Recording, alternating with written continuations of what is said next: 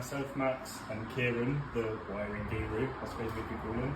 And in his hands is a bunch of copper, and that's all it is at the minute. Replicates our harness, and what we're doing here today is we're going to check it actually fits in the car and gets to the places that we want it to get to. Over to you, Peter. Yeah.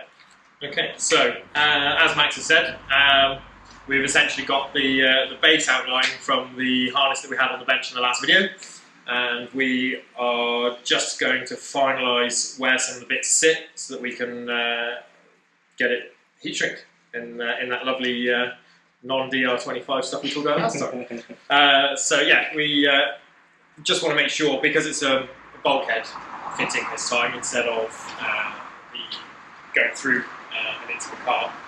One of the things I wanted to check was that this is at the moment way too long, but it will definitely reach the general area. Unfortunately, the engine is undergoing some work at the moment, which is why we have Emma's lovely all-4 road car, so that we can double check against that. So that's where we're going to start. We're just going to get it in the general direction and go from there. So, Kieren, from our last video, we had a couple of messages just asking technical questions, and I'm hoping you can answer them for us. I'll certainly try. So, the first one I'm going to ask you is, why have you twisted those lovely colourful wires? There's a few bits and pieces, really. So, we kind of touched on the last video, concentric twisting. Yep. The idea behind the twisting is that essentially there's some very good videos on YouTube. One in particular is actually about quality of sound in speaker cables, so that's a really good one to look at. One of the universities in America actually put it up. But the basic idea is that you get noise. So if you have this wire in particular across this sort of length and you run them 3 inches apart, but in flat lines, you will get noise that it might not be enough to cause any issues in what you're doing, but you will get this electromagnetic frequency across them. When you move them closer together, the noise gets quieter, and the idea behind twisting them is that across this length, where we've got what they call in concentric twisting, when they've got multiple wires, they call it a lay length, that twist. And that distance between the twists. But basically what this does, it means on average that these two wires are in the same space, and that is what cuts the noise out, or as close to. The other thing that you might be able to see, I don't know if you can pick up on the camera there.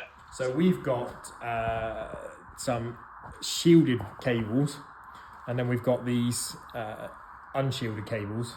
And the shielded cables are designed, we put a ground to the shielding. I've got a piece here which actually you might be able to see on the camera a bit better. Where is it? It's got crank sensor. So as you can see, that's split. You can see that there's this shielding on the outside. If you connect this to ground at one end, that helps stop any noise getting in at these cables inside. Which is on this particular one, a 3-wire. Now, interestingly, a lot of manufacturers, and my background is kind of doing looms for Cosworths, they used this and then they would put it into the ground that's in with it at one end, usually the sensor end, and that would be enough then to make sure that there was no issues with noise for things like crank and phase sensors, or cam sensors. What's really interesting is one of the projects I worked on, my previous employer, was making VW camper vans with Subaru FB engined conversions.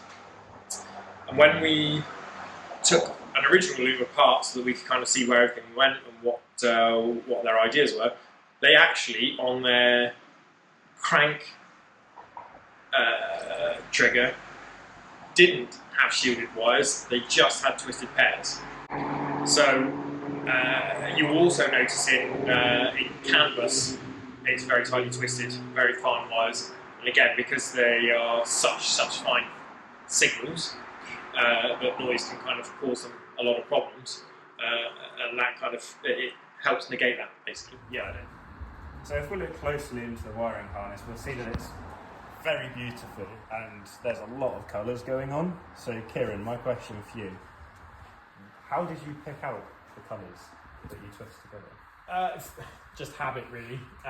So again, my previous employer, where I learnt a lot of my wiring kind of bits and pieces, use certain colours for certain things. If you look at concentric twisted and kind of motorsport harnesses that are really top end, they'll usually use very few colours, and in fact, if you wanted to be a bit frustrating for anyone looking at your harness, you could make them all white, because when you make them, you'd put tiny little labels on each end. Obviously, you can kind of work things out with a continuity check and a multimeter, but it's very laborious. So yeah, realistically, it's just out of force of habit. The sensible ones are things like red and black, so your positive and negative, or brown. For me, temperature sensors generally do like a yellow and brown, for example. And one way that I like to differentiate certain bits and pieces, so fuel pressure, you tend to use blue with the red and the black. So the red and the black are your sensor ground in your 5-volt feed, but then I use the blue as the sensor. For me, then, when it comes to oil, I use I won't go on this one. Actually, use a different colour than the normally, but I've used the green there, so I can differentiate when I'm making it. It's for the harness that we're making for this, and kind of the speed that we're trying to make it, so that we can be ready for the next event. It's more a case of helping me when I get to the other end, terminate the bits and pieces and go, right, okay, I know that's going to be a temperature sensor. I need to make sure all those ground circuits are together and they're all ground. Right, great, okay, then I can do my beep test continuity across it and work them all out. So you mentioned the continuity testing for anyone watching this at home wanting to make their own harness. The continuity test, so you can tell one end from the other and where it actually is. Yeah, so most basic multimeters come with a nice little continuity function, and you can then turn on a beeper, and basically you touch one end of the wire with one probe, and the other end with the other probe, and it will beep at you, and you go, right, okay, great, that's that wire. Yeah. So when you're making a harness, you'll have a pin out of where everything's going, and a pin out of your connectors at the end. It just helps you marry everything up, and kind of very basic but very easy. And I think you pick up multimeters for about £5. Yeah. So yeah, nice easy tool to do this sort of thing. Nice. So for people at home with a multimeter, to get to the continuity test, we need to swivel around to the little sound thing there, and on this one it won't beep yet. We have to press select, and that's the beep you're looking for when there's continuity. Moving over to the harness for the continuity test. Yeah, like a really good example for this would be, we've got 4 coils, we're going to do them in the same colours, and when I'm terminating the harness, what I want to know is that I've definitely got the right coil or the right injector at each end. So for example, if you could hold that one to the green there for me, because we probably should have stripped some so that we can make it easier, but never mind. And then all I'll do then is this end. Oh, look at that, first time. That never happens. But yep, there we are. So we can go, right, okay, well that's it's technically a French engine, so that's cylinder 4. Gearbox this end, yeah. But yeah, it's literally as simple as that, and that makes life much easier in confirming what you're doing. The biggest thing when it comes to making a harness is write everything down, draw everything out, and be methodical. Take your time and make sure your crimps are good. I suppose with the time it takes to make a harness, there'd be nothing worse than putting it back in the car, going for the first startup, and you've got the infamous 3 cylinders or no start at all. Yeah. Or, as we just joked about now, being a French engine, technically speaking, your cylinders are the wrong way around. Which we did actually have on Felicio when we did the first one, didn't we? We had everything the wrong way around. The injectors and the coils the wrong way around, because they were 1, 2, 3, 4, and technically speaking it was 4, 3, 2, 1. So what we're basically saying is don't kick yourself when you make the same mistake we did, because everyone does it. And worse, probably. Felicia? Felicia is this beautiful woman in my life. Yeah, Max, tell that story. That's a long story and we won't get into that. Will we, Kieren?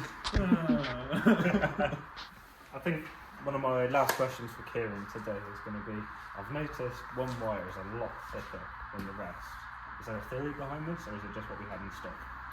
No, so the reality is it's a race car, so we want everything to be as small as possible to remove as much weight as possible. And again, that falls into that concentric twist loom kind of idea, and then the type of wires you use. So you could be using Tefcell, and you could be then using 0.35 instead of 0.5 mil for certain bits and pieces. But basically,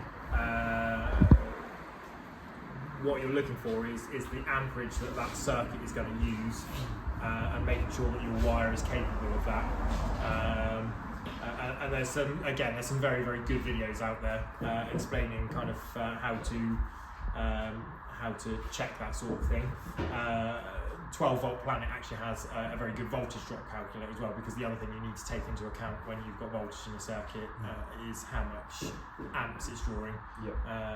So the reality is all of these wires are large enough for the length of the cable to do the maximum amp of each component, and then what you would do then is set it so that your fuse